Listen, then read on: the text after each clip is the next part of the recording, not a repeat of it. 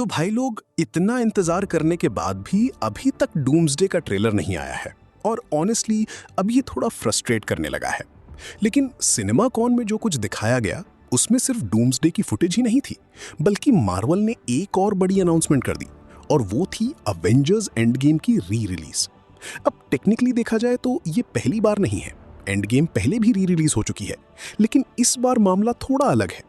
Marvel ने साफ कहा है कि वो सितंबर में डूम्सडे से पहले एंड गेम को वापस ला रहे हैं और इसका रीजन ये है कि आने वाली स्टोरी कहीं ना कहीं एंड गेम से कनेक्ट होने वाली है, ऑलमोस्ट लाइक अ कंटिन्यूएशन। लेकिन असली इंटरेस्टिंग चीज ये नहीं है, असली ट्विस्ट ये है कि इस बार वो एंड गेम को सेम टू सेम नहीं दिखाएंगे, बल्कि उसमें कुछ चेंजेस करने वाले हैं ताकि वो एक प्रॉपर ब्रिज बन सके आने वाली स्टोरी के लिए। अब अगर तुम एंड गेम को ध्यान से देखो तो रियलाइज होगा कि मार्वल ने उस टाइम लिटरली पैंडोरास बॉक्स खोल दिया था। इतने सारे लूज थ्रेड्स छोड़ दिए कि उनमें से एक एक पकड़ो तो अलग मूवीज बन सकती हैं। सबसे बड़ा पॉइंट आता है थैनोस द्वारा इन्फिनिटी स्टोन्स को डिस्ट्रॉय करना। उसने स्नैप के बाद स्टोन्स को रिड्यूस टू एटम्स कर दिया और ये चीज छोटी नहीं है, क्योंकि एंशिएंट वन क्लियरली बताती है कि इन्फिनिटी स्टोन्स टाइमलाइन का बैलेंस मेंटेन करते हैं और अगर उनमें से एक भी गायब हो जाए तो टाइमलाइन खतरे में पड़ सकती है। तो यहाँ तो सारी स्टोन्स ही गॉन है। और कॉमिक्स में भी दिखाया गया है कि अगर स्टोन्स डिस्ट्रॉय होते हैं तो पूरा यूनिवर्स अनस्टेबल हो जाता है और बाद में वो खुद को रिफॉर्म भी कर सकते हैं।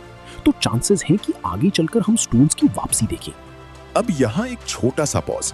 अगर तुम्हें ऐसे डीप मार्वल ब्रेकडाउन्स पसंद आते हैं और मैं तुम्हारे लिए इतनी मेहनत करके कंटेंट ला रहा हूँ तो यार एक लाइक कर दो और चैनल को सब्सक्राइब भी कर लो। टारगेट है 1000 सब्सक्राइबर्स जल्दी हिट करना, तो जल्दी से ज्वाइन कर लो।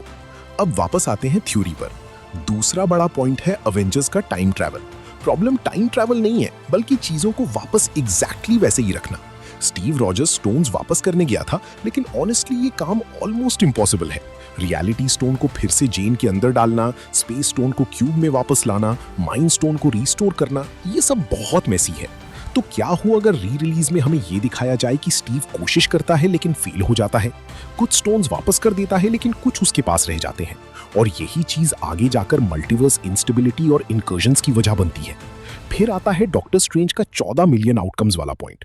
क्या हो अगर उसने सिर्फ थैनोस तक नहीं बल्कि उसके आगे तक की पूरी टाइमलाइन देख ली हो, मल्टीवर्स कोलैप्स, इनकर्जन्स, कैंग और फाइनली डॉक्टर डूम, और उसने ऑलरेडी प्लान बना लिया हो कि इस पूरे कियोस को कैसे हैंडल करना है। लेकिन प्रॉब्लम यह है कि अभी तक डूम्सडे में डॉक्टर स्ट्रेंज का स्ट्रॉन्ग सेटअप नहीं दिखा, जबकि कॉमिक्स में उसका बहुत बड़ा रोल है। अब सबसे क्रेजी थ्योरी, क्या हो अगर एंड गेम का नया पोस्ट क्रेडिट सीन ये दिखाए कि स्टीव रॉजर्स पेगी के साथ नॉर्मल लाइफ जी रहा है और अचानक दरवाजे पर नॉक होता है और सामने खड़ा होता है डॉक्टर डूम, और ट्विस्ट ये हो कि स्टीव और डूम एनिमीज नहीं बल्कि अननोइंगली एलाइज हो। डूम उसे मैनिपुलेट कर रहा हो और स्टीव जो कुछ कर रहा है वो मल्टीवर्स को बचाने के लिए जरूरी तो है, लेकिन तरीका गलत है। कुछ लोग ये भी बोल रहे हैं कि वहां लोकी आएगा, लेकिन ऑनेस्टली लोकी का स्टीव से कोई स्ट्रॉन्ग कनेक्शन नहीं है, इसलिए डूम वाला सेटअप ज्यादा सेंस बनाता है।